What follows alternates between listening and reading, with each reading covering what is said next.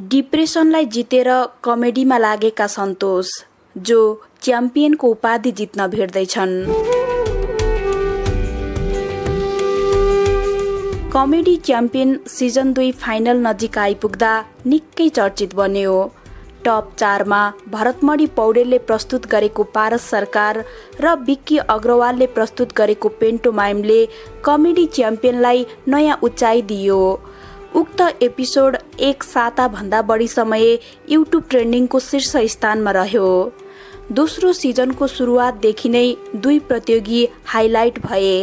भरतमणी र विक्की बीचको प्रतिस्पर्धाका रूपमा कमेडी च्याम्पियनलाई हेर्ने गरिन्थ्यो। सोमा गेस्ट परफर्मर बनेर आएका कमेडियनहरूले पनि अन्य प्रतियोगीहरूलाई उडाउँथे। भरत र विक्की बाहेक अरूलाई कमेडी च्याम्पियनले आइडी कार्ड बनाइदिए हुन्छ, बाहिर उनीहरूलाई चिनाउन सजिलो हुन्छ। भरत र विक्कीको चेपुवामा परेका प्रतियोगी थिए सन्तोष थापा, जो अहिले उपाधिका लागि उनीहरूसँगै प्रतिस्पर्धा गर्न फाइनलमा आइपुगेका छन्।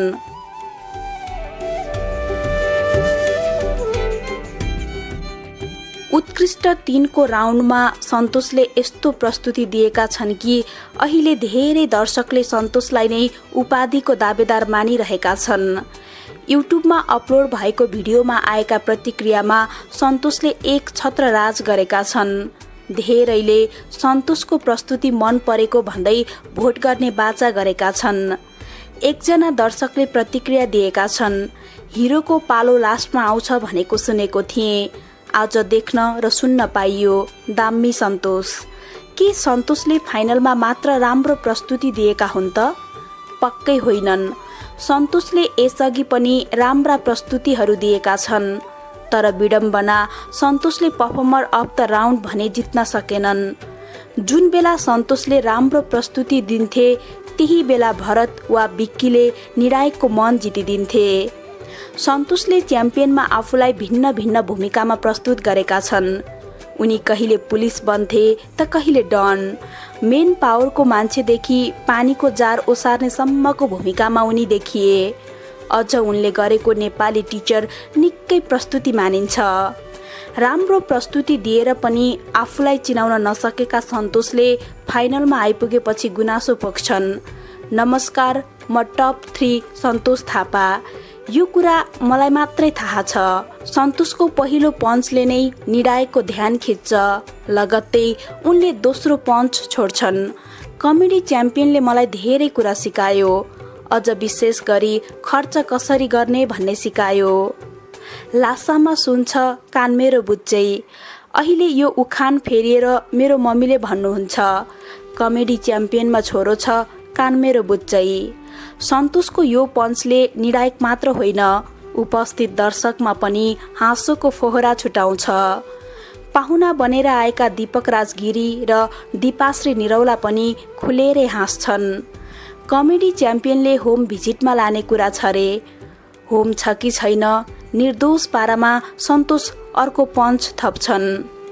सन्तोषले बोलेका यी संवाद व्यङ्ग्य मात्र होइनन्, नेपालमा चलिआएका रियालिटी सोहरूको यथार्थता पनि थियो। उनले मलिन स्वरबाट रियालिटी सोको वास्तविकतामाथि गम्भीर प्रश्न गरिरहेका थिए।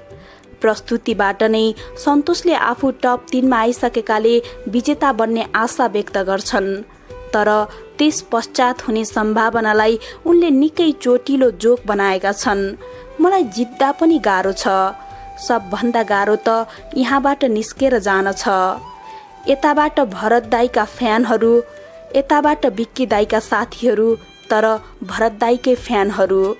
यहाँबाट निक्लिहाले पनि भन्लान्, सिसा नभएको कार किन ल्याएको भनेर।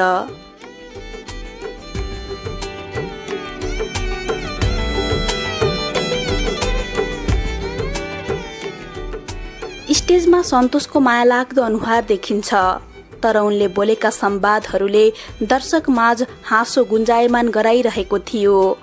अहिले दर्शकले नै भन्दैछन्, सन्तोष उपाधिको दावेदार हो।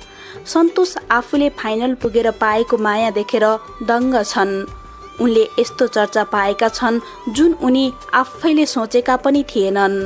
सन्तोष भन्छन्, मैले भित्री मनदेखि नै महसुस गरेका कुराहरू थिए। मलाई प्रस्तुत गर्ने रहर लागिरहेको थियो। फाइनलमा आएर त्यो प्रस्तुत गरेँ।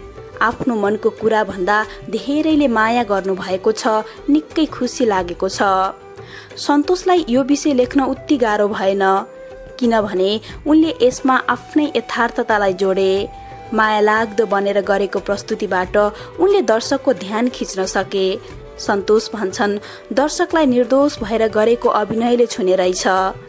अहिले सन्तोष गृह जिल्ला पुगेका छन्, कारण भोट माग्न। अहिले उनी चुनावी माहौलमा नेता जस्तै बनेका छन्। विभिन्न कार्यक्रममा जाने, भोट माग्ने, सहयोगको अपिल गर्ने गरिरहेका छन्। उत्कृष्ट 3 मा आइसकेपछि सन्तोषलाई उपाधि जित्ने रहर छ। भोटका आधारमा विजेता चुनिने भएकाले उनी अहिले भोट माग्नमै व्यस्त छन्। कमेडी च्याम्पियन सुरु गर्दा सन्तोषले आफूलाई फाइनलिस्टका रूपमा देखेका थिएनन्। यहाँ आउनुको एउटै उद्देश्य थियो, आफ्नै परीक्षा र सिकाइ।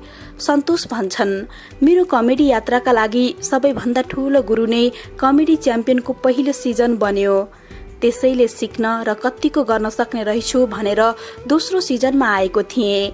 फाइनलिस्ट बन्छु भन्ने सोचेको थिइनँ। प्रत्येक राउन्डमा सन्तोषको ध्यान अर्को राउन्डमा कसरी पुग्ने भन्नेमा नै हुन्थ्यो। आफ्ना आफन्त र साथीभाइको सहयोगले उनी फाइनलसम्म आइपुगेका छन्। अब उनलाई उपाधि जित्नु छ। फाइनलमा आइसकेपछि जित्ने रहर त भइहाल्छ। मलाई पनि उपाधि जित्ने मन छ। सबैको साथ र माया पाए भने जित्छु पनि कि, सन्तोषले आशा व्यक्त गरे। सन्तोषले 11 वर्षको उमेरमा नै आफ्नो बुवा गुमाए। आफ्नो अभिभावक गुमाएको चोट उनको दिमागमा नराम्रोसँग पर्यो। अन्ततः उनी डिप्रेसनको शिकार बने। डिप्रेसनमा भएको बेला उनको सहारा बनेको थियो कमेडी। आफ्ना आफन्तले उनलाई कमेडी सो हेर्न सुझाउँथे। उनले त्यो समय विभिन्न कमेडी सोहरू हेरे। लामो समय कमेडी हेरेपछि उनलाई त्यसैमा रुचि बढ्यो। उनले विद्यालय जीवनमा केही नाटकहरू पनि गरे। प्राय नाटक कमेडीमा आधारित हुन्थे। पछि उमेर बढ्यो, जिम्मेवारी बढ्यो। बिस्तारै उनले कमेडीमा ध्यान दिएनन्। पारिवारिक जिम्मेवारी बढेपछि सन्तोषले आफ्नो करियर सोचे। हट्टाकट्टा देखिने सन्तोषलाई पुलिसमा जाने सोच आयो। +2 सकेर उनी पुलिसमा भर्ती हुन गए। उनी पुलिसमा भर्ती भए। दुःखको कुरा, पुलिसमा भर्ती भएको 5औं दिनमा नै उनको हात भाँचियो। लामो समय उनले आराम गर्नु पर्यो। त्यही समय उनले एउटा नाटक गरे, जसले उनलाई कमेडीमा कमब्याक गरायो। सन्तोष भन्छन्, दशैंको समय थियो। घाइते भएर बसेको मैले एउटा नाटक गरे। उक्त नाटकलाई धेरैले रुचाइदिनु भयो।